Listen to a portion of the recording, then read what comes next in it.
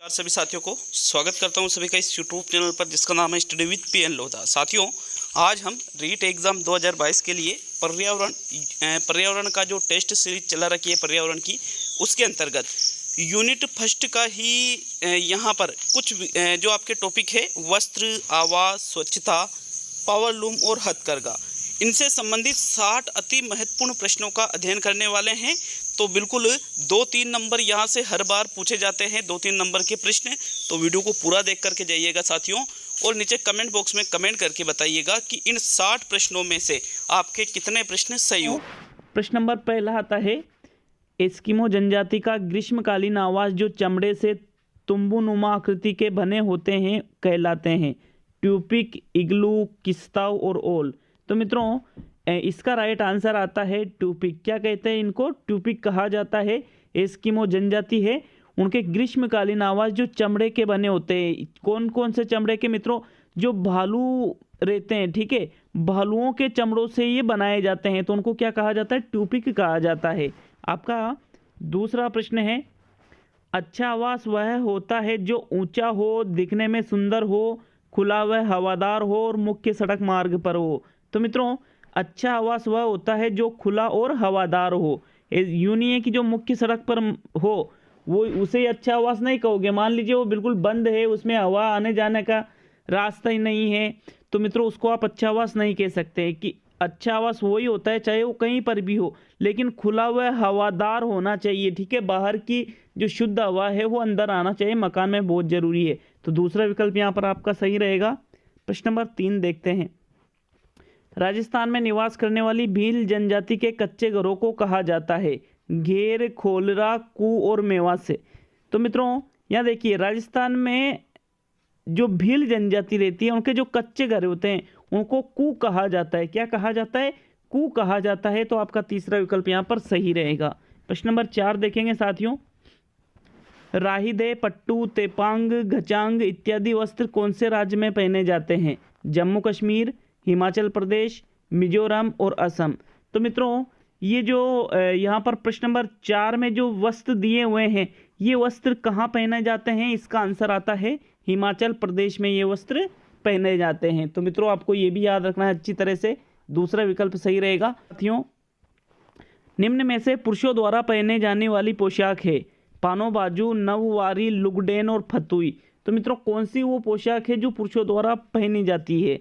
तो मित्रों यहाँ जो 4 विकल्प है, इनमें जो चौथा विकल्प है फतुई, ये पुरुषों द्वारा पहने जाने वाली पोशाक है। बाकी पानो बाजू, लुगडेन और नववारी ये महिलाओं द्वारा पहनी जाती है। तो प्रश्न नंबर 6 आता है साथियों, लीलन नामक रेशा कौन से पौधे से प्राप्त किया जाता है? कपास, रेशम, जूट और फ्लेक्स। तो मित्रों यहाँ देखिए, लीलन नामक जो रेशा है वो फ्लेक्स के पौधे से प्राप्त किया जाता है। तो यहाँ तो आपका जो चौथा विकल्प है सही रहेगा। प्रश्न नंबर 7 देखेंगे साथियों, निम्न में से सही सुमेलित नहीं है? घोड़ा अस्तबल, कुत्तों का आवास केनल, मकड़ी जाल और बुलबुल पेड़ की डाल। तो मित्रों यहाँ पर देखिए, आपको यूँ देखना है कि कौन सा सही सुमेलित नहीं है। तो घोड़ा अस्तबल में ही रहता है, मकड़ी जाले में ही रहती है, कुत्तों का आवास केनल ही कहलाता है, लेकिन बुलबुल पेड़ की डाल पर नहीं रहता है, ठीक है। पेड़ की डाल पर नहीं रहता है बुलबुल।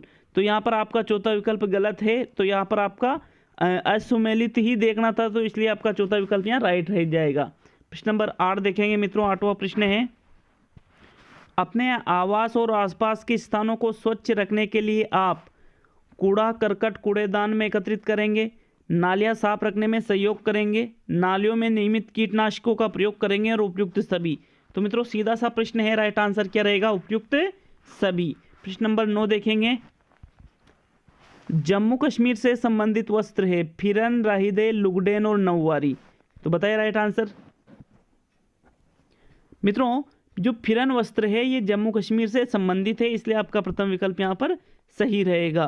प्रश्न नंबर 10 देखेंगे, सबसे आरंभिक हथकरघे थे? मिट्टी के ऊर्ध्वाधर शाफ्ट करघे, लकड़ी के ऊर्ध्वाधर शाफ्ट करघे, लोहे के ऊर्ध्वाधर शाफ्ट करघे और पीतल के ऊर्ध्वाधर शाफ्ट करघे।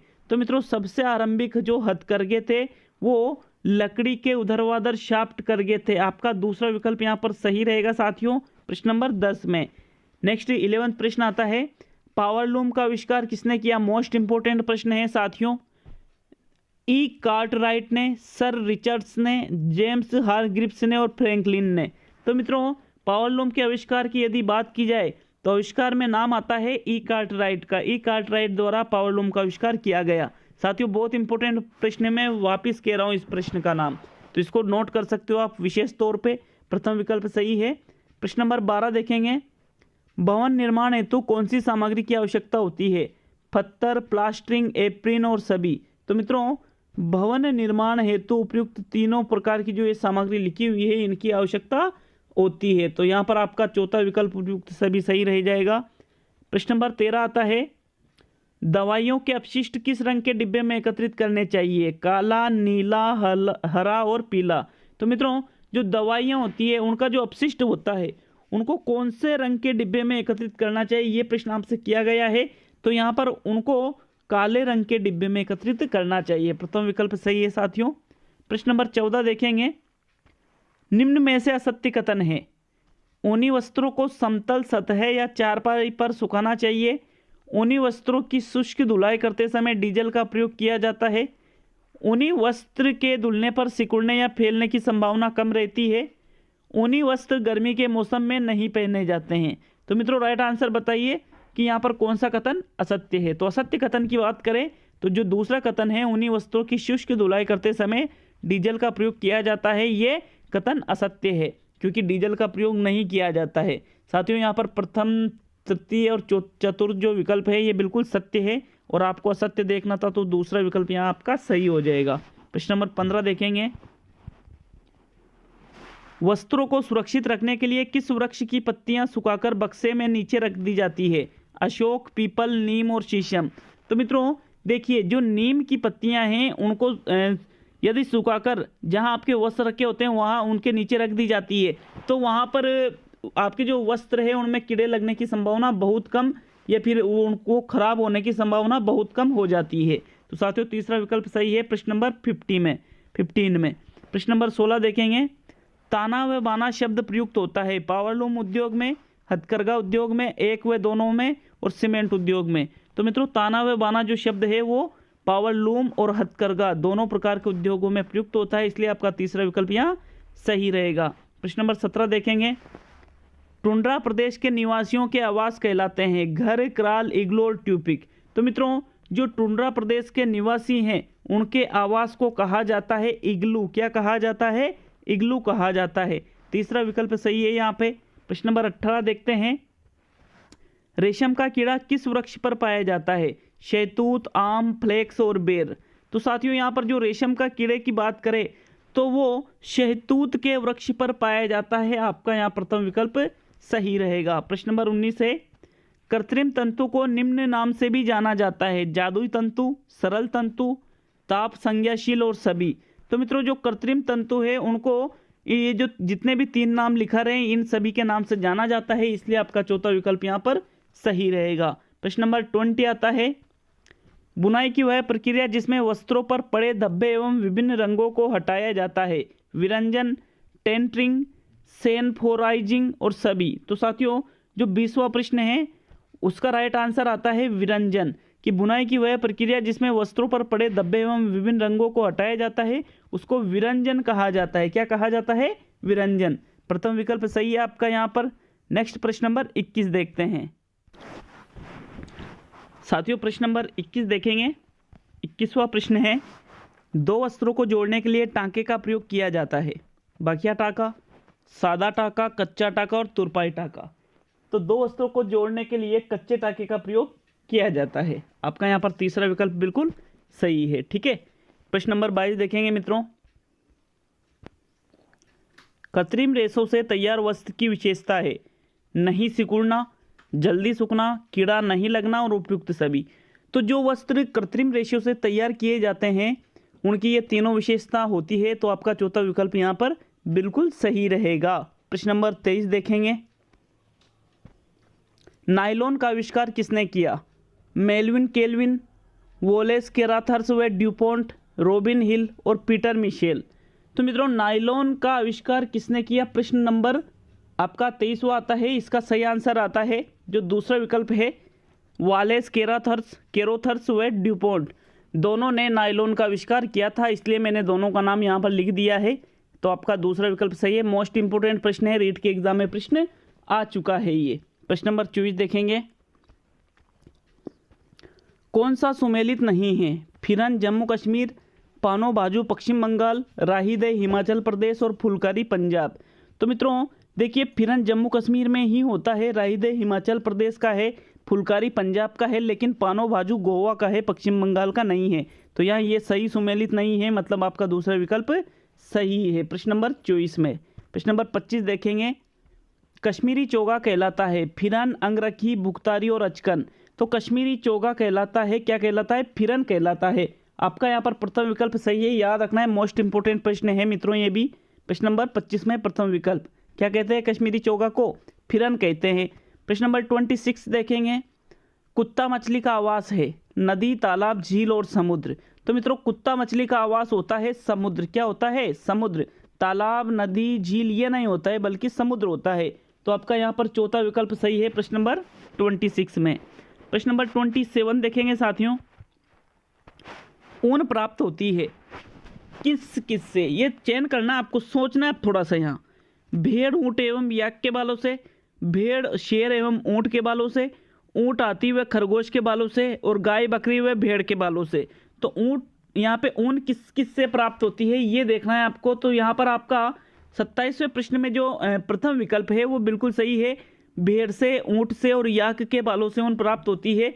शेर से ऊन प्राप्त नहीं होती है, खरगोश से ऊन प्राप्त नहीं होती है, बकरी से और गाय से ऊन प्राप्त नहीं होती है। मित्रों बकरियों की अलग अलग किस्में हो सकती है, बकरियों से भी हालांकि ऊन प्राप्त नहीं होती है। तो आपका यहाँ पर प्रथम विकल्प सही रहेगा। प्रश्न नंबर 28 देखेंगे। बंदर, शेर व चूहे के घर क्रमशः है घोंसला, पेड़ एवं गुफा, गुफा, बिल एवं पेड़, पेड़, गुफा एवं बिल, बिल, पेड़ एवं गुफा। तो बंदर का, शेर का और चूहे का क्रमशः घर देखना है आपको प्रश्न नंबर 28 में। तो मित्रों आपका जो तीसरा विकल्प है पेड़, गुफा एवं बिल, ये सही आंसर है। बंदर पेड़ पर रहता है, शेर गुफा में रहता है और चूहा बिल में रहता है, इसलिए आपका तीसरा विकल्प यहाँ सही रहेगा। 29 प्रश्न आता है। निम्न में से कौन सी सामग्री घर बनाने के काम नहीं आती है? सीमेंट, पत्थर, लोहा और सभी काम आते हैं। तो मित्रों देखिए, सीमेंट भी काम आता है, पत्थर भी काम आता है, लोहा भी काम आता है, मतलब आपका चौथा विकल्प यहाँ पर सही रहेगा 29 प्रश्न में। तो नेक्स्ट 30 प्रश्न देखेंगे मित्रों। छोटी पहाड़ियों पर जिसके आसपास के ढालों पर खेत या चारागाह होते हैं, वहाँ किस तरह की बस्ती पाई जाती है? तो साथियों जो 30वां प्रश्न है, इसमें जो दूसरा विकल्प है परिक्षिप्त, ये बिल्कुल सही आंसर है कि जो छोटी पहाड़ियाँ होती है और उसके आसपास जो ढालों पर खेत और चारागाह होते हैं, वहाँ पर परिक्षिप्त या एकांगी है ना, एकांगी भी इनको कहा जाता है। परिक्षिप्त जो बस्तियां हैं इनको एकांगी के नाम से भी जानते हैं। तो दूसरा विकल्प सही है 30वें प्रश्न में। प्रश्न नंबर 31 देखेंगे मित्रों। देश के प्रमुख पावरलूम सेक्टर स्थित है सोलापुर महाराष्ट्र, सेलम तमिलनाडु, मदुरई तमिलनाडु और उपयुक्त सभी। तो मित्रों देश के प्रमुख पावरलूम सेक्टर की यदि बात करें तो सभी जगह पावरलूम सेक्टर स्थित है, मतलब आपका चौथा विकल्प यहाँ सही रहेगा। प्रश्न नंबर 32 देखेंगे साथियों। 32 प्रश्न आता है। किसी नदी, नहर या सड़क आदि के किनारे बसे गांवों की आकृति होती है रेखिक, अरीय, पंखकृति और आयताकार। साथियों किसी नदी, सड़क या नहर के किनारे जो गांव बसते हैं उनकी रेखिक आकृति होती है, ठीक है। जैसे ये नदी बह रही है तो उसके किनारे जो आकृति गांव बसेंगे उनकी आकृति कैसी रहेगी? रेखा के समान रहेगी। तो आपका प्रथम विकल्प यहाँ पर सही रहेगा। 33 प्रश्न देखेंगे। भारत के उत्तरी पूर्वी गांवों में अधिकांश घरों की छतों का आकार होता है आयताकार, बेलनाकार, शंक्वाकार और गोलाकार। तो मित्रों जो भारत के उत्तरी पूर्वी जो गांव हैं वहां पर अधिकांश जो घर हैं उनकी छतों का आकार होता है शंक्वाकार। कैसा होता है? शंकु के आकार के समान होता है। तीसरा विकल्प यहाँ पर बिल्कुल राइट है साथियों। प्रश्न नंबर 34 देखेंगे। उन्हीं वस्त्रों को कीड़े आदि से बचाने के लिए निम्न में से उपयोगी है नमक, नींबू, कुनैन और नेपथलीन। तो मित्रों नेपथलीन की जो गोलियां होती है वो उन्हीं वस्त्रों को कीड़े आदि से बचाने के लिए बहुत ही कारगर सिद्ध है। तो यहाँ पर आपका चौथा विकल्प सही रहेगा। प्रश्न नंबर 35 देखते हैं। हथकरघा व पावरलूम के वस्त्रों का निर्माण होता है? रेशम से, नायलॉन से, कपास से और उपयुक्त सभी से। तो मित्रों यहाँ पर प्रश्न नंबर जो 35 है, हथकरघा और पावरलूम के जो वस्त्र होते हैं उनका निर्माण कपास से होता है। किससे होता है? कपास से। आपका तीसरा विकल्प सही रहेगा, रेशम और नायलॉन से नहीं, सिर्फ और सिर्फ कपास से होता है। तो तीसरा विकल्प सही है साथियों 35 प्रश्न में। प्रश्न नंबर 36 देखते हैं। राजस्थान में सूती वस्त्र का मुख्य केंद्र स्थित है? जयपुर, भीलवाड़ा, नागौर और जोधपुर। तो मित्रों राजस्थान में सूती वस्त्र का मुख्य केंद्र भीलवाड़ा में स्थित है। कहाँ स्थित है? भीलवाड़ा में। यहाँ पर देखिए सबसे ज्यादा वस्त्रों की नगरी भी इसको कहा जाता है। तो मित्रों यहाँ आपका दूसरा विकल्प सही रहेगा प्रश्न नंबर 36 में। 37 प्रश्न देखेंगे।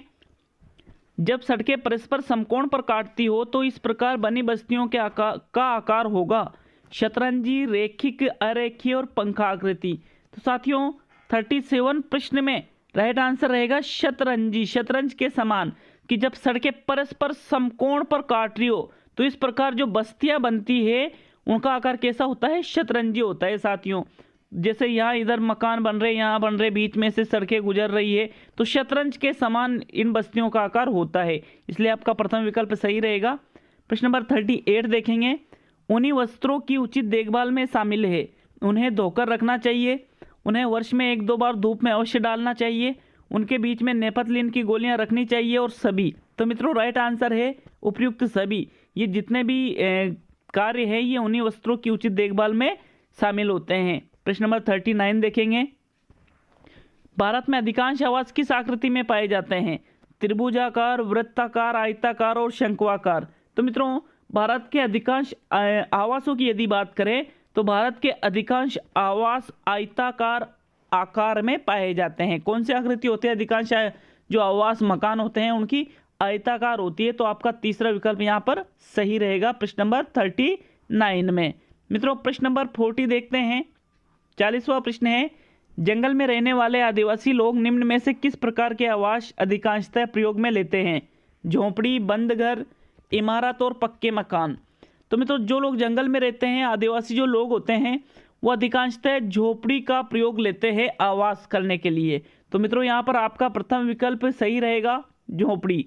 प्रश्न नंबर 41 देखते हैं। 41वां प्रश्न है। अवस्थाओं के आधार पर अपशिष्ट पदार्थ का प्रकार है? ठोस, द्रव, गैस और सभी। तो मित्रों अवस्थाओं के आधार पर जो अपशिष्ट पदार्थ हैं वो ठोस अवस्था में भी होते हैं, गैसीय अवस्था में भी होते हैं, द्रव अवस्था में भी होते हैं। तो मतलब आपका जो चौथा विकल्प है वो बिल्कुल सही रहेगा प्रश्न नंबर 41 में। 42वां प्रश्न देखेंगे मित्रों। घरेलू कचरे प्रबंधन के लिए किस रंग का डिब्बा रखा जाना चाहिए? हरा, नीला, काला और सभी। तो साथियों घरेलू जो कचरा प्रबंधन है उसके लिए आप कोई सा भी रंग का इनमें से डिब्बा रख सकते हो, हरा, नीला, काला। मतलब आपका जो चौथा विकल्प है यहाँ पर सही रहेगा। प्रश्न नंबर 43 देखेंगे। जैविक अपशिष्ट किस रंग के डिब्बे में एकत्रित करने चाहिए? हरा, नीला, काला और पीला।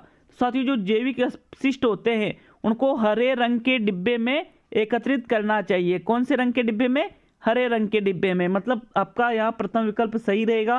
प्रश्न नंबर 44 आता है। अजैविक अपशिष्ट को किस रंग के डिब्बे में एकत्रित करना चाहिए? हरा, नीला, काला और पीला। तो साथियों जैविक को तो आपने हरे में इकट्ठा किया था और जो अजैविक अपशिष्ट होता है उनको नीले रंग के डिब्बे में एकत्रित करना चाहिए। मतलब आपका जो दूसरा विकल्प है वो यहाँ पर बिल्कुल सही है। प्रश्न नंबर 45 देखेंगे। लाल केचुए निम्न में से क्या खाते हैं? कार्बनिक पदार्थ, अकार्बनिक पदार्थ, 1 व 2 सही और इनमें से कोई नहीं। तो मित्रों जो लाल केचुए होते हैं वो सिर्फ कार्बनिक पदार्थ ही खाते हैं, अकार्बनिक पदार्थ नहीं खाते हैं। इसलिए आपका प्रथम विकल्प यहाँ सही है। प्रश्न नंबर 46। ठोस अपशिष्ट है? प्लास्टिक, कांच के टुकड़े, डिब्बे और सभी। तो मित्रों प्लास्टिक, कांच के टुकड़े, डिब्बे ये सभी ठोस अपशिष्ट के अंतर्गत आ जाते हैं। इसलिए आपका यहाँ पर चौथा विकल्प राइट है। प्रश्न नंबर 47। द्रव अपशिष्ट है? गंदा तेलीय पानी, कीचड़, तेल और सभी। तो मित्रों द्रव अपशिष्ट का मतलब ये है कि भाई जो अपशिष्ट पदार्थ द्रव अवस्था में होते हैं।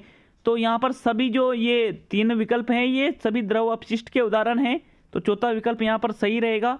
प्रश्न नंबर 48 देखेंगे साथियों।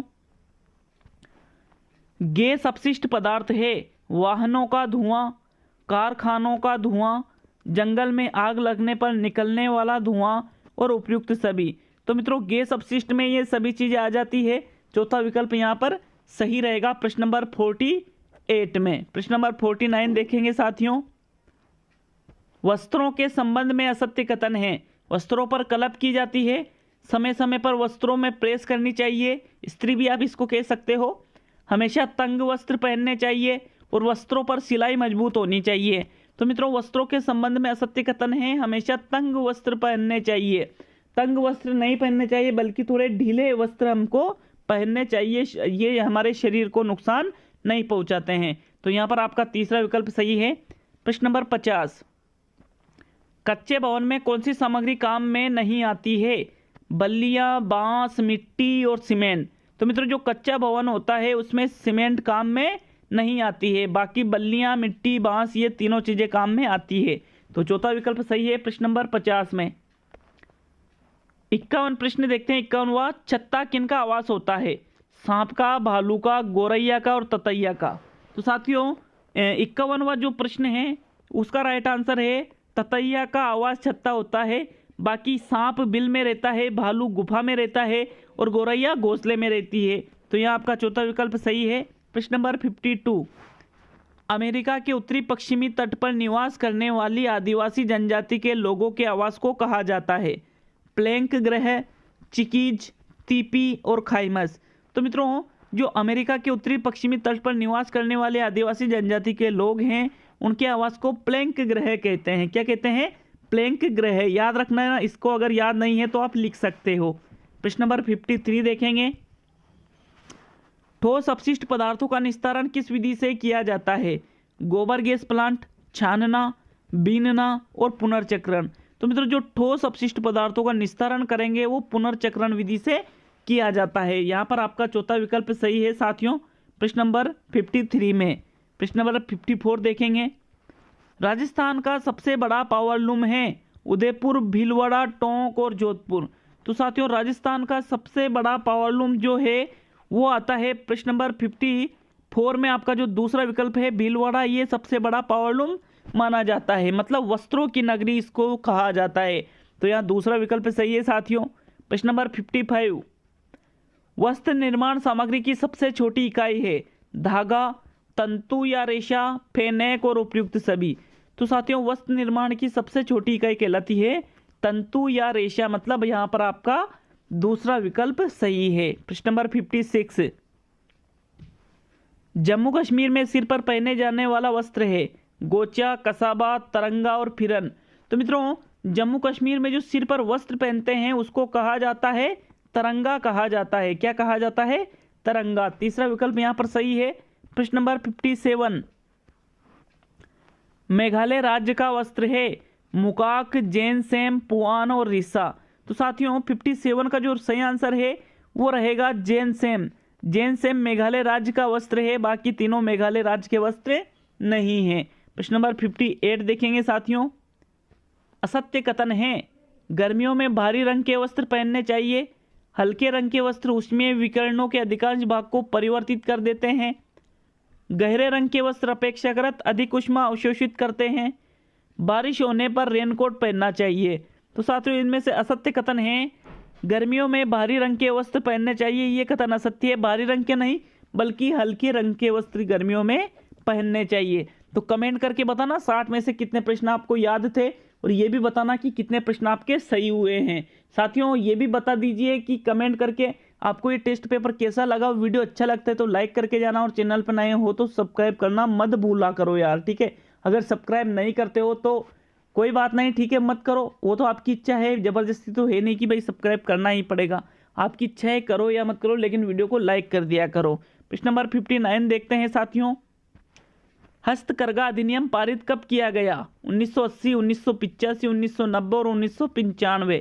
तो मित्रों हस्तकरघा अधिनियम 1985 को पारित किया गया। आपका दूसरा विकल्प यहाँ सही है। और आज का अंतिम प्रश्न देखते हैं मित्रों।